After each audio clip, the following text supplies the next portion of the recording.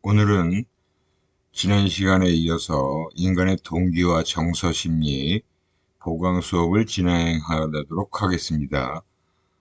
지난 시간까지 동기 파트는 살펴봤고요.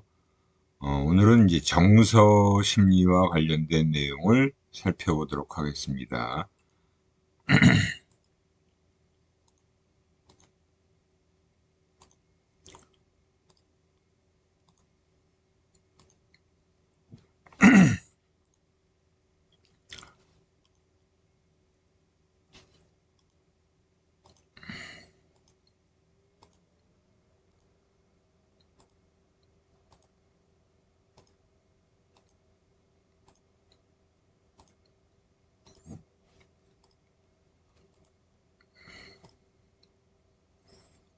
정서는 그 우리가 일반적으로 이제 감정이라고 얘기를 하는데 심리학에서는 감정과 정서를 좀 구분하고 있어요.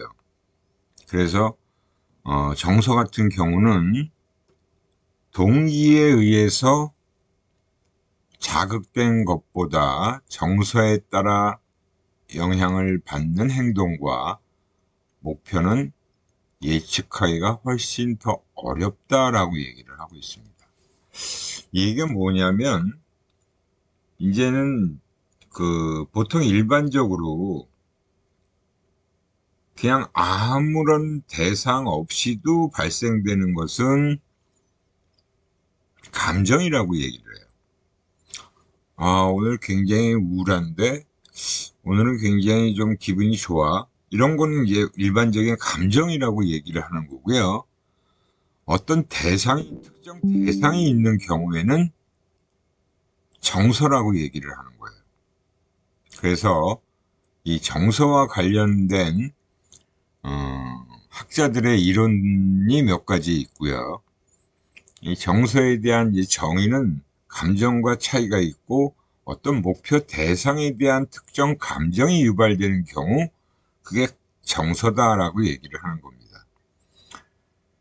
그래서 왓슨이라는 학자는 정서에 대해서 사랑, 분노, 두려움, 그러니까 대표적인 정서를 이렇게 얘기한 거예요. 그리고 에크만이라는 학자가 얼굴 표정이 보편적인 정서다라고 얘기를 하고 있습니다. 그러니까 어떤 사람들의 얼굴을 보면 그 얼굴에서 드러나는 표정만 보면 이 사람이 정서 상태가 어떻구나 하는 것들을 어느 정도 파악할 수 있다라고 본 거예요. 그리고 정서에 대해서 조금 더 깊숙이 연구한 학자가 바로 플루칙이라는 학자입니다.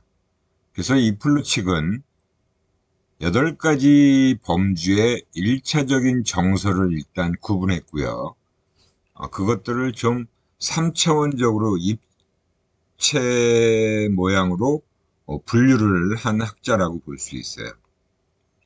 그래서 정서에 대한 학자들의 이제 구분한 것들은 좀 서로 다르지만 많은 정서들을 얘기했는데 가장 큰 거는 바로 육회와 불쾌 차원, 그리고 활성화, 흥분되는 정서의 두 차원을 중심으로 분포가 되어 있다라고 볼 수 있습니다. 뭐 정서야 뭐 우리가 일반적으로 일상생활 속에서 굉장히 많이 느끼게 돼요. 그죠? 어떤 것 때문에 내 기분이 어때진다라고 하는 거. 그 대상이 있는 경우는 대부분 다 정서라고 얘기를 합니다. 그래서 이 플루칙의 정서 범주와 관련된 내용들을 좀 살펴보면 8가지의 기본적인 1차적 정서를 분류했어요. 그 8가지가 바로 공포, 분노, 그리고 기쁨, 슬픔, 수용, 혐오, 기대감, 놀라움이에요. 이걸 기본적인 정서다라고 얘기를 하고 있습니다. 근데 이 플루칙 같은 경우가 이렇게 수레바퀴 안에 정서의 수레바퀴라고 얘기를 하는 모형인데요. 이 안에 이제 기본적인 8가지의 정서가 있고요. 이 옆에 있는 2가지 정서를 복합적으로 합쳐 놓은 것이 이 바깥에 있는 또 다른 정서예요. 기쁨과 수용을 합친 복합적인 정서는 사랑이다라고 얘기를 하는 겁니다. 사랑. 공포와 수용을 합친 정서를 복종이다라고 얘기를 해요. 공포와 놀라움은 경외. 그리고 놀라움과 슬픔은 실망이라고 얘기를 하고요. 슬픔과 혐오는 가책이다라고 복합적인 정서를 얘기하고요. 그 다음에 혐오와 분노 같은 경우는 경멸이다라고 얘기를 하고 있고, 분노와 기대감이 섞이면 공격성이다라는 복합정서로 얘기를 하고, 기대감과 기쁨이 합쳐지면 낙관이다라고 하는 복합정서로 된다라는 거예요. 그래서 이러한 복잡한 정서는 바로 이렇게 수레바퀴 맨 겉에 있는 정서들이 복합정서다라고 얘기를 하고, 그 안에 있는 기본 정서가 합쳐져서 이렇게 복합정서로 나타난다. 복잡한 정서로 나타난다라고 보시면 됩니다. 그래서 여기서도 기쁨과 수용이 합치면 사랑이 되고, 혐오와 분노가 합쳐지면 경멸이 된다는 그런 얘기죠. 물론 이런 정서의 구조에 대해서도 학자들마다 또 다양한 주장들이 나오고 있어요. 하지만 그래도 플루 측은 8개의 기본 정서를 구성하는 3차원이 존재한다고 또 본 거예요. 3차원이라는 건 평면적인 것과 거기다가 수직적인 것, 그리고 그 아래에 또 3차원적인 입방체가 존재한다라는 얘기죠. 그래서 옆에 있는 그림은 이제 정서의 수레바퀴다라고 얘기를 하고요. 정서바퀴가 8개의 바퀴 조각으로 구성되어 있고, 또 서로 인접된 정서일수록 유사한 정서인데 그 유사한 정서들이 합쳐지면 복잡한 정서로 또 나타나게 된다. 그리고 또 서로 대각선으로 위치해 있는 정서들은 상반된 정서를 의미한다라고 볼 수 있어요. 그래서 바퀴 밖에 있는 실망은 놀라움과 슬픔이 혼합된 정서다라고 얘기를 하고 있고요. 그리고 기쁨과 슬픔은 반대에 위치해 있죠. 그 다음에 분노와 공포, 그렇죠? 이런 식으로 정서를 분류해냈고, 그 다음에 이제 정서를 이렇게 3차원으로 본 것에 한 가지 차원은 이제 강도라는 측면이에요. 강도. 강도는 바로 이 3차원으로 돼서 싫음은 제일 약한 정서가 되겠죠. 싫음보다 조금 더 강도가 강한 게 슬픔이에요. 그 다음에 강도가 가장 강한 정서를 비탄이라고 얘기하는 거죠. 그래서 가장 위쪽에 있는 정서들은 가장 강렬한 정서를 얘기한다. 그 맨 위에 이렇게 나와 있는, 그죠? 환희, 공포, 혐오 이런 것들이. 그래서 이렇게 그거보다 좀 약한 정서,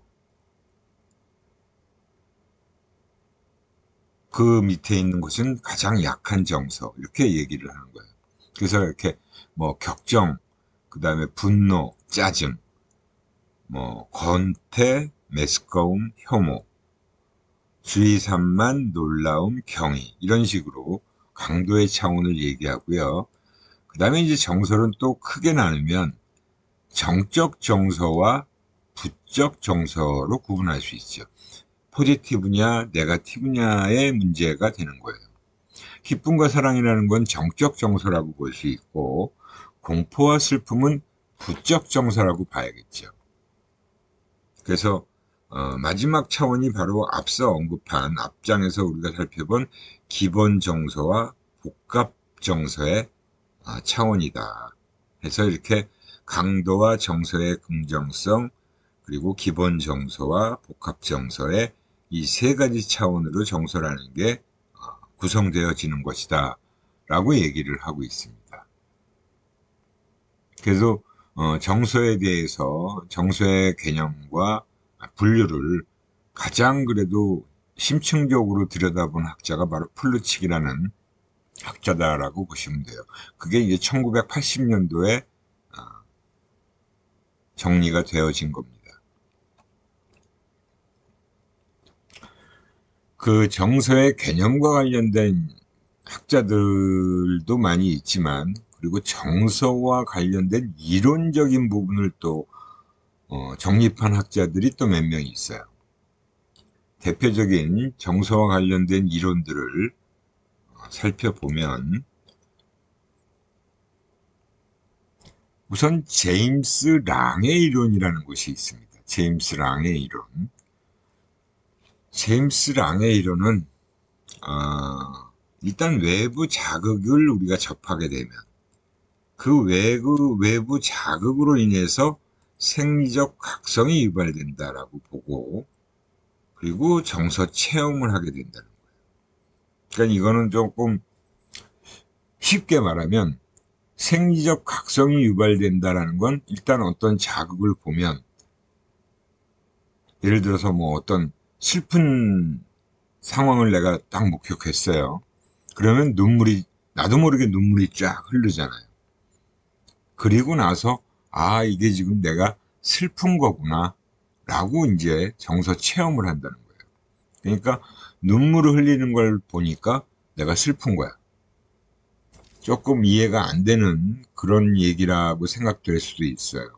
근데 이 제임스 랑에라는 두 학자가 여러 가지 실험을 통해서 이런 식의 주장을 한 겁니다.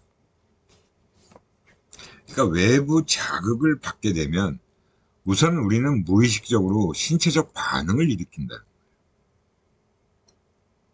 그리고 그 뇌에 올라가서 신체적 반응을 해석하게 돼요. 그리고 그게 어떤 정서다라는 걸 지각한다는 거예요. 이 주장이 바로 제임스 랑의 이론이다라고 얘기를 하는 겁니다. 눈물이 나오는 것을 보니까 내가 지금 슬픈가 보구나 라고 한다는 거죠. 그래서 신체 반응이 정서 반응에 앞선다, 선행된다라는 주장을 한 겁니다. 이게 이제 이런 주장을 하려면 어떤 자극을 보고 몸에서 어떤 반응이 나타나는 걸 측정하고, 그 다음에 뇌에서 이게 지금 내가 어떤 정서 상태구나라는 걸 해석을 해야 되는 거죠. 근데 정말 이런 측정이 가능한지 그거는 저도 확신을 못 하겠는데, 아무튼 이 학자들이 그런 식의 실험을 통해서 신체 반응이 정서 반응에 앞선다라는 주장을 한 거예요.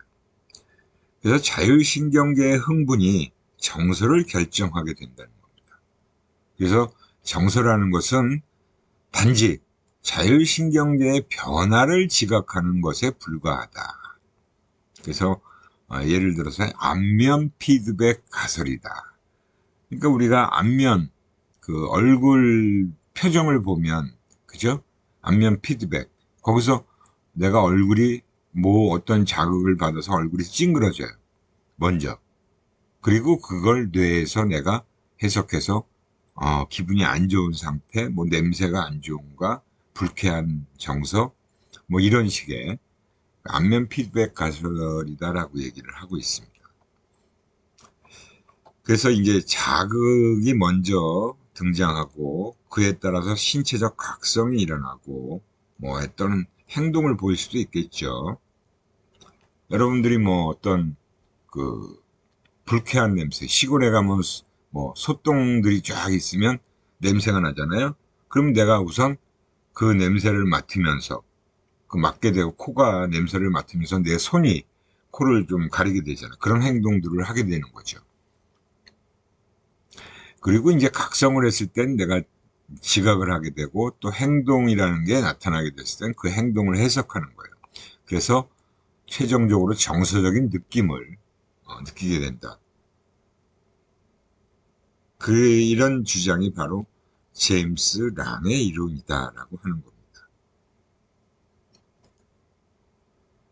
반면에 캐논 바드라고 하는 이론이 있어요. 이거는 이제 캐논이라는 학자와 바드라는 학자가 주장한 이론입니다. 제임스 랑의 이론을 비판한 이론이에요. 그러니까 이 얘기는 뭐냐면 이 제임스 랑의 이론을 이 사람들이 생각해 보니까 신체 반응과 정서가 1대1의 대응을 이루지 않는 경우도 있다는 걸 발견한 거예요. 그러니까 눈물이 나오는 경우는 슬퍼도 눈물이 나오고 기뻐도 눈물이 나온다는 거죠. 그러니까 눈물이 나온다고 해서 무조건 슬픈 정서를 지각하는 건 아니잖아요. 그렇죠? 기뻐도 눈물이 나온다는 거죠. 그리고 또 신체 반응이 먼저 일어난다 그랬는데 신체 반응보다 우리 정서 지각이 빠른 경우도 있다. 이미 놀란다는 거는 놀라는 그런 정서 지각을 하고 나서 내 가슴이 두근두근하다라는 걸 느낄 때가 있는 거죠. 이것도 역시 속도의 문제인데 어느 게 더 빠르게 나타나는지는 솔직히 두 사람의 이 두 이론의 주장들이 뭐 맞는 경우도 있고 틀린 경우도 있다라고 보여요. 이미 놀라서 나는 가슴이 벌렁벌렁거린다 이거예요. 그 다음에 이제 인위적으로 신체 반응을 일으켜도 그게 이제 어떤 자극에 대해서 내가 스스로 느끼는 게 아니라 약물을 투여함으로써 신체 반응을 일으키는 경우가 있잖아요. 그럴 때는 정서를 체험하지 못하는 경우도 있는 거예요. 그러니까 이 캐논바드 이론이 좀 완벽하지 않더라.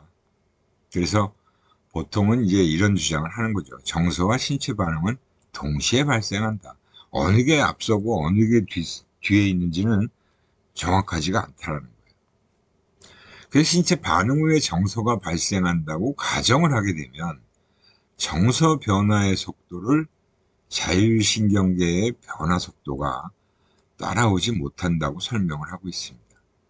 그러니까 이런 속도를 가지고 얘기를 하게 되면 분명히 이제 문제가 있을 수 있다는 거죠.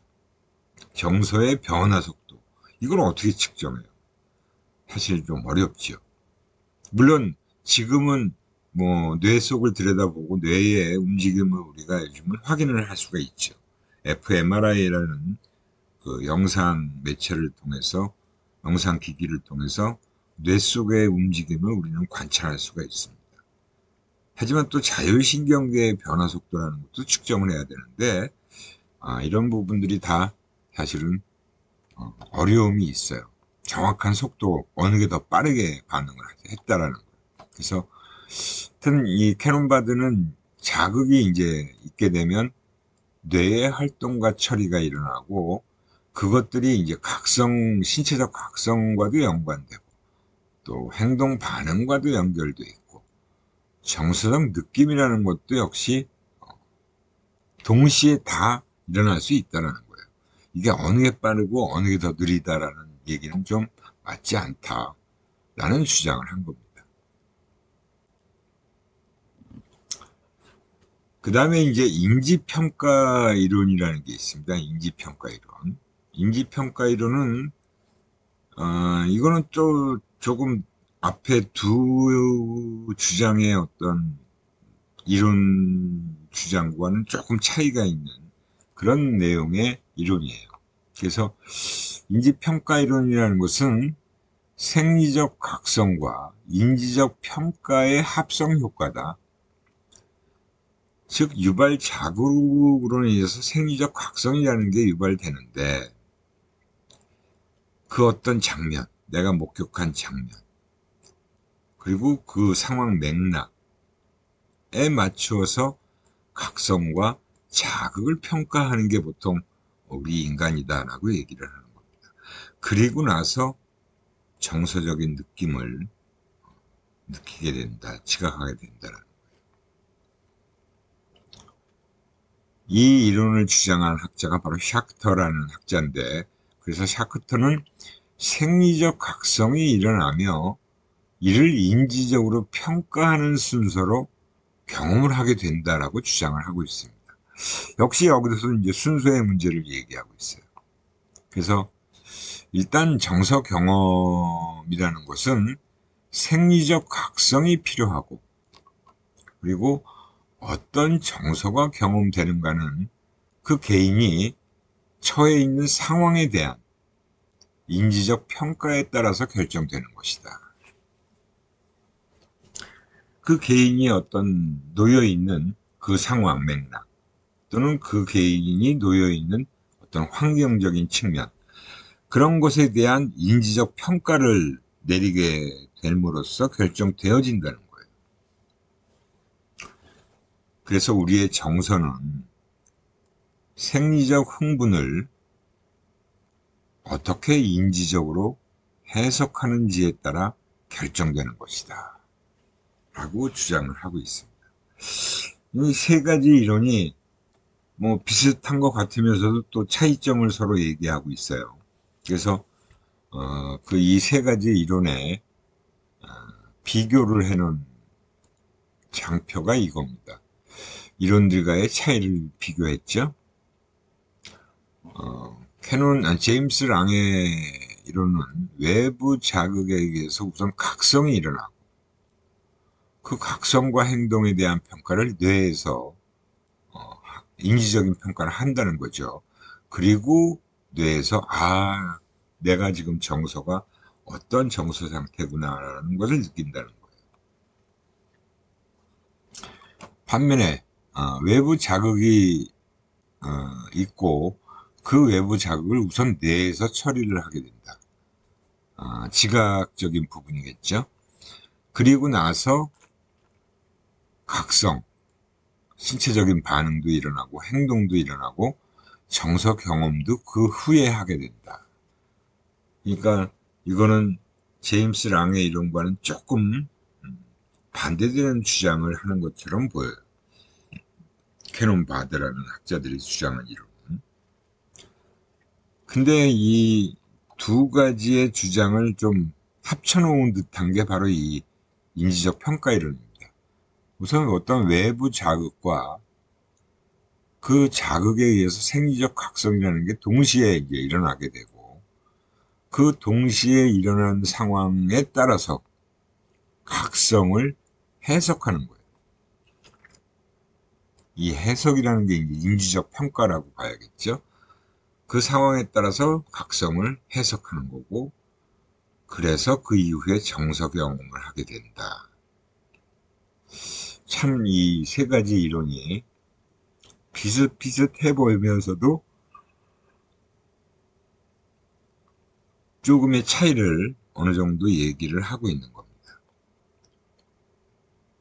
그러니까 우선 제임스 랑에는 내가 눈에서 눈물이 나오니까 슬프구나 라고 하는 거고, 그 다음에 이제 캐논 바드는 뇌에서 처리하면서 슬픈 상황인데, 그러면 슬픈 상황에서 바로 눈물이 나면서 그때 정서 경험을 하게 된다는 거죠. 그러니까 거의 각성과 정서가 거의 동시다발로 일어난다 라고 보는 거예요. 반면에 이제 이 인지적 평가 이론은 외부 자극과 생리적 각성이 거의 동시에 일어나고, 그 상황을 뇌가 이제 어떻게 해석하느냐에 따라서 정서가 결정되어지는 경험을 하게 된다는 거죠. 이렇게 이론들 간에 사실은 조금씩의 차이는 있는데 뭐 어느 게 맞다, 어느 게 틀리다라고 누가 결론을 내지 못했어요. 그래서 보통 정서 이론들을 얘기할 때는 이 세 가지 이론들을 다 비슷하게 보면서 또 차이도 어느 정도 알 수 있는 그런 부분이 있습니다.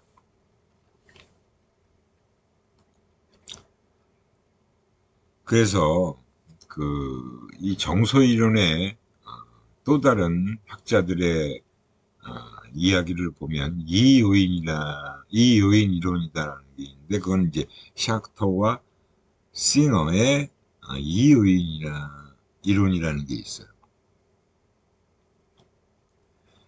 우리 정서라는 거는 생리적 흥분을, 샤크터가 인지적 평가 이론을 주장한 학자다 보니까 역시 인지적으로 어떻게 해석하는지가 매우 중요한 부분이다. 따라서 결정되는 거다.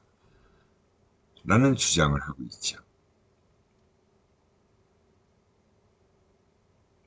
그래서 정서를 결정하는 거는 생리적 흥분과 인지의 두 가지 요인이 영향을 주게 된다는 겁니다.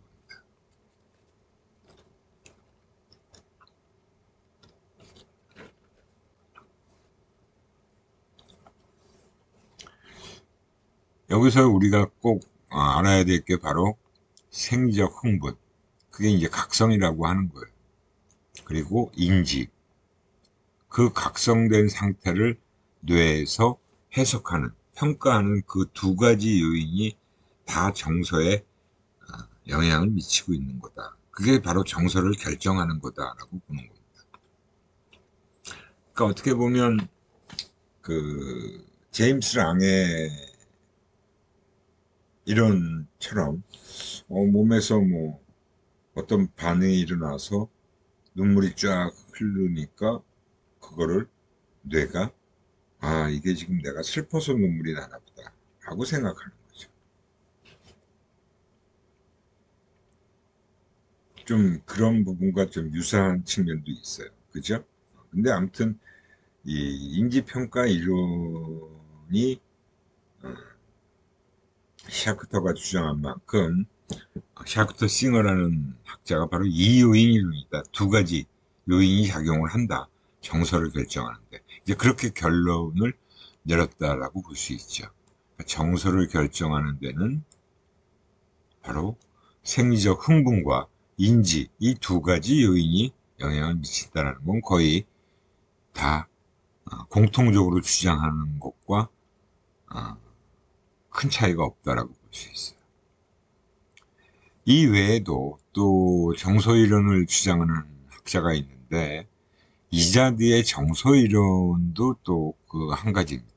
뭐 인간은 10가지 기본 정서를 가지고 태어나게 된다.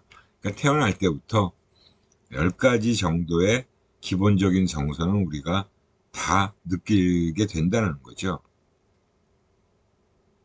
그러면서 이 앞에 인지적인 측면을 되게 강조한 여러 학자들의 주장에 조금 반하는, 인지가 없는 정서가 발생할 수도 있다 라는 주장도 했어요. 뭐 학자마다 다 자신의 주장이 맞다라고 조금씩 차이가 있죠. 그죠? 그래서 이 정서이론이라는 게 참 어떻게 보면 우리가 일상생활 속에서 굉장히 많이 느끼고 뭐 늘상 경험을 하게 되는 게 바로 정서인데, 이 정서가 뭐 어떻게 유발됐다라는 걸 밝혀내기 위해서 다양한 학자들이 다양한 이야기를 한 거다라고 보시면 됩니다. 사실 정서라는 건 굉장히 중요해요. 이 정서. 우리가 인간관계에서도 내 감정도 중요하고 타인의 감정도 중요하잖아요. 그죠? 그래서 상대방의 정서를 잘 이해하기 위해서는 언어적 표현, 즉 말하는 것과 그다음에 비언어적 표현, 뭐 동작이나 표정 이런 것들을 얘기하는 거죠. 그 모두를 다 종합적으로 이해할 수 있어야 상대방의 정서를 잘 이해하게 된다. 그러니까 예를 들어서 뭐 직장 생활할 때 아침에 딱 출근을 했는데 팀장이 제일 먼저 출근해서 책상에 앉아 있는 거예요. 근데 팀장 얼굴이 딱 보니까 별로 밝지가 않아요. 인사를 했는데도 그냥 받는 둥 마는 둥 하고, 그러면 지금 정서 상태가 굉장히 뭔가 안 좋은 일이 있나 보다라는 걸 우리는 알잖아요.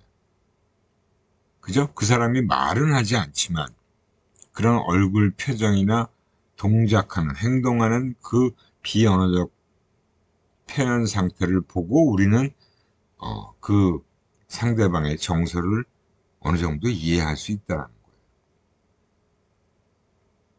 근데 이제 그것도 또 사람에 따라 틀려요.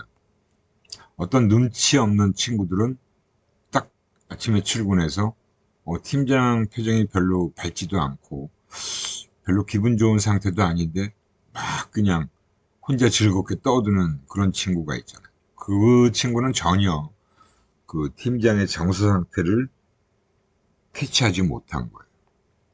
그런 경우 우리가 이제 눈치 없다라는 얘기를 하잖아요. 그죠?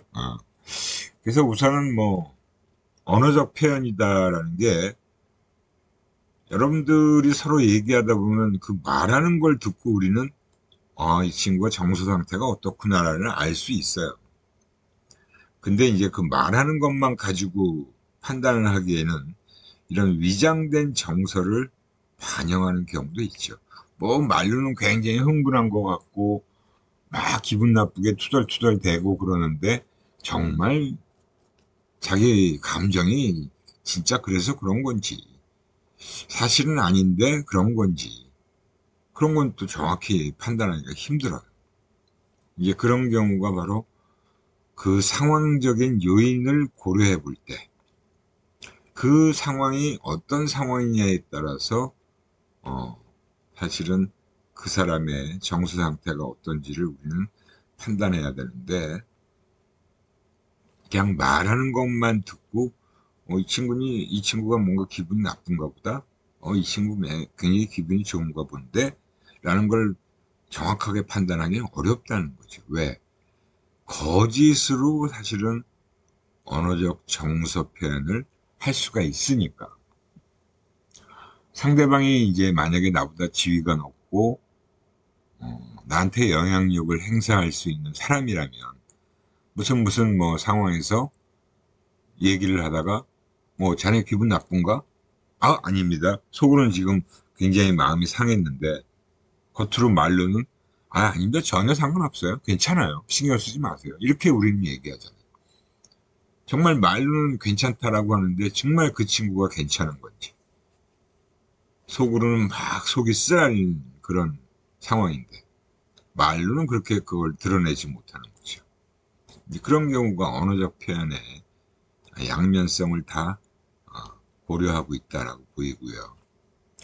반면에 비언어적 표현은 어떻게 보면 좀 더 분명한 정서 전달 수단이다라고 볼 수 있어요. 물론 문화권에 걸쳐서도 거의 유사하다라고 볼 수 있습니다. 그래서 이 이 얼굴 표정을 가지고 에크만이라는 학자가 그런 실험을 한 거예요. 피험자들한테 막 그 화면을 통해서 다양한 얼굴 표정들을 쫙 보여주고 그 얼굴 표정이 이 사람이 지금 정서 상태가 어떤지를 적게 한 거죠. 근데 그게 뭐 나라, 인종 그런 거와 상관없이 다양한 사람들의 얼굴 표정을 사진으로 담아서 그렇게 제시하고 이 사람의 지금 정서 상태는 어떠냐 했더니 대다수 많은 사람들이 그 정서 상태를 비슷하게 다 답변을 하더라는 거죠. 그래서 이제 문화권에 걸쳐서 매우 유사하다라고 라고 볼 수 있어요. 매우 유사하다. 물론 얼굴 표정만 가지고 또 쉽게 표현되지 않는 정서들도 있죠. 얼굴 표정이 뭐 5만 가지 그 표정을 다 지을 수는 없잖아요. 내 기분 상태를 또 얼굴 표정으로 다 드러내기도 쉽지가 않아요. 아마 여러분들 그 포카를 칠 줄 아는 사람도 있겠고, 뭐 전혀 그 카드 놀이를 하지 못하는 사람도 있을 텐데, 포커 페이스라는 말이 있죠. 포커 페이스. 들어본 적이 있을 겁니다. 그죠? 포커를 칠 때, 뭐, 네 사람이 포커를 만약에 이렇게 게임을 하고 있는데, 그 네 사람이, 얼굴 표정을 보면, 그 사람의 지금 카드가 굉장히 좋은 카드인지, 나쁜 카드인지가 어느 정도 읽힌다는 거예요. 드러난다는 거죠. 그래서 상대방에 대한 응시 정도는 얼굴 정보를 수집하는 방식이 된다. 라고 하는 겁니다. 그래서 그 포커페이스라는 말이 그래서 나온 거예요. 어떤 친구는 얼굴에 좋은 카드가 들어오면 미소가 싹 지워지고 어떤 친구는 또 카드가 안 좋으면 얼굴이 찡그러진다는 거예요. 그 자동적인 반응이 나타난다. 근데 그 중에는 전혀 얼굴 표정이 변하지 않는 친구들이 있어요. 그래서 저도 예전에 뭐 대학 다닐 때 또는 뭐 직장 다닐 때도 동료들이랑 같이 포커 게임을 할 때 저 같은 경우는 좀 얼굴 표정에서 제 정서 상태가 많이 드러나는 편인가 봐요. 제가 저한테 이제 카드가 좋은 카드가 딱 들어오면 나도 모르게 그거는 내가 막 의식적으로 그렇게 하는 게 아닌데도 미소가 딱 지어진대. 얼굴 표정이 굉장히 밝아진다는 거예요. 카드가 안 좋은 게 들어오면 얼굴이 쫙 어두워지고 찡그러지는 상태가 된다는 거예요. 그거를 이제 제 친구들은 제 표정을 읽는 거지. 그래서 저는 포카 쳐갖고 돈 따는 게 굉장히 어렵더라고요. 돈을 딴 적이 별로 없어요. 근데 그 친구 중에 한 명은 정말 얼굴 표정 하나 변하지 않는 친구가 있어요. 도대체 알 수가 없는 거죠. 그런 친구가 돈을 잘 따요. 아마 여러분들도 뭐 그런 게임 같은 것들을 해보면 그런 걸 하면서 그런 상대의 얼굴들을 한번 쭉 보시면 그런 것들을 어느 정도 느낄 수가 있을 겁니다. 결국은 이제 언어적 표현뿐만이 아니라 이제 비언어적 표현의 여러 가지 자세나 표정들이 있어요. 제가 이제 뭐 이 오늘 동영상 찍는 것도 제가 이제 신입사원 면접에 들어가는 것 때문에 이제 주로 여러분들한테 이제 휴강을 하고 이런 보강을 할 수밖에 없어서 그런 건데 제가 다양한 그 기관의 면접에 가보면 진짜 이 면접 상황에서의 이 비언어적 표현이라는 게 굉장히 중요해요. 신체 자세, 일단 그 지원자들의 자세를 우선 보게 되죠. 물론 얼굴 인상도 보게 되고요. 그 다음에 이제 앉아있는 자세, 선 자세 이런 것도 다 봐요. 그걸 가지고 어느 정도 기본적인 판단도 하고요. 신체 자세는 또 걸음걸이라는 것도 있고 앉은 자세를 또 봐도 또 사람마다 차이가 있습니다. 예전에 제가 학교 다닐 때 어떤 친구 하나는 이렇게 땅만 보고 다니는 친구가 있어요. 걸어 다닐 때. 고개를 딱 이렇게 얼굴을 똑바로 들고 다니는 게 아니라 고개를 딱 땅만 보고 그렇게 걷는 친구가 있어요. 저 친구는 왜 저렇게 걸을까? 쟤는 무슨 생각을 하면서 저렇게 땅만 보고 걸을까? 뭐 이런 생각을 하는 거죠. 그리고 제스처라는 것도 마찬가지죠. 그 어떤 몸 동작을 얘기하는 거예요. 제스처. 그래서 우리가 어떤 발표 같은 걸 시켜보면, 여러분들 프레젠테이션이라고 하는 걸 시켜보면 이런 제스처를 잘 활용하는 친구도 있고요. 또 그렇지 않은 사람도 있습니다. 그냥 똑바로 움직임 없이 그냥 발표만 하는 사람이 있고, 어떤 사람은 정말 좀 여유 있게 왔다 갔다 하면서 뭐 이런 화면을 가리키기도 하고, 자기가 강조하고 싶을 때는 막 주먹을 쥐기도 하고, 뭐 손가락을 펴서 이렇게 딱 굉장히 강조하는 표현을 하는 경우도 있고요.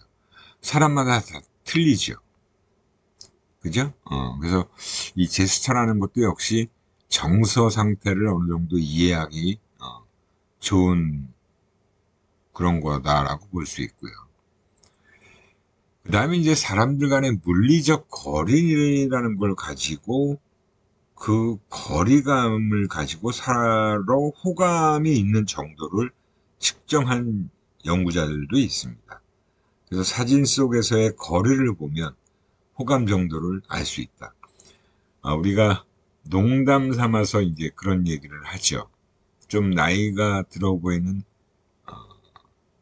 남성과 여성이 아주 가깝게 뭐 손을 잡고 간다거나, 그리고 뭐 아주 가깝게 이렇게 안고 간다거나 이러면, 저 두 사람은 부부가 아니야. 애인 사이일 거야. 뭐 이런 식의 얘기를 해요. 부부는 조금 이렇게 손을 잡기는커녕 좀 떨어져서 걷는다는 거죠. 그런 식으로 얘기를 하죠. 그죠? 뭐 그런 농담을 하기도 했었어요. 물론 뭐 사람마다 다르겠죠. 그리고 우리가 이제 말할 때 그 사람의 음색이나 음정 가지고 또 정서 상태를 어느 정도 파악할 수도 있다라고 얘기합니다. 말의 떨림, 높낮이, 그죠? 말소리의 큰 거와 작은 거, 기분 상태에 따라서 목소리가 커지기도 하고 낮아지기도 하고, 그리고 이제 외연적 행동이라는 건 바로 뭐 포옹을 한다, 그다음에 두드리겨 패는 거, 뭐 이런 것들에 따라서 지금 굉장히 화가 났나 보다, 두 사람이 굉장히 뭔가 사랑하나 보다, 좋아하나 보다, 그런 것들을 알 수 있는 거죠.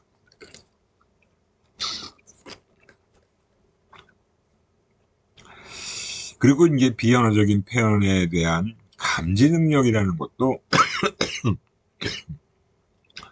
남성과 여성 간에 좀 차이가 있다라고 얘기를 합니다.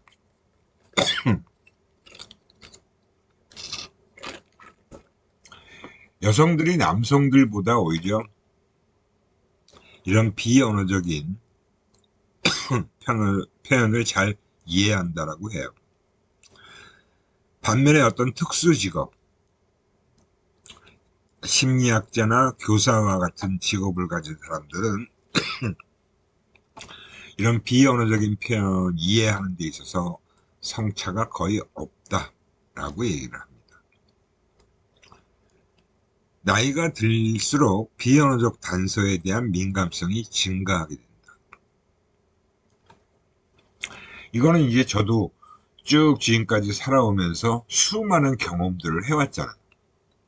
사람들과의 관계가 굉장히 많이 있어 왔고, 저는 뭐 직장 생활도 또 오래 했었고, 물론 뭐 제가 학교에 온 이후로 접하게 되는 사람은 전부 학생들밖에 없었죠.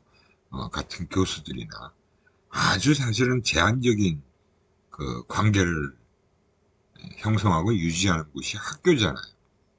그죠? 학생과 교수, 또 학생과 직원, 교수와 교수, 이 관계뿐이 없어요. 근데 제가 직장 생활하는 동안에는 직장에 아주 또 다양한 인간들이 모여 있고, 또 다른 직장의 거래처, 그죠? 사람들과 또 많은 관계를 맺어요. 그때가 훨씬 더 다양한 인간관계를 형성하고 유지하고 발전시켜야 되는 그런 과정이었어요.